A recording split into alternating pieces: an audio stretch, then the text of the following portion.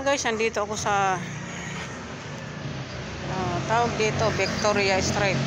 Dito ako sa Victoria Street. Ayan na, magpapabasa ako ng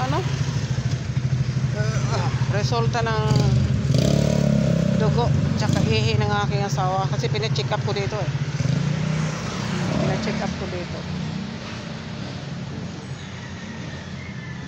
sana pa-check up kami dito nung nakarang linggo pa, nakarang Huwebes. Ngayon namin pinabasa yung niya, resulta niya sa sa ihi at saka sa dugo. Sana nga maging normal lahat kasi ang hirap ng may sakit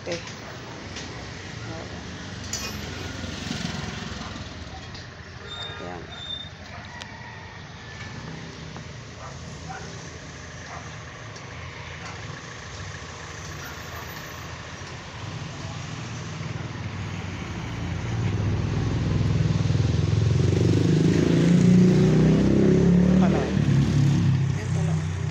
Street.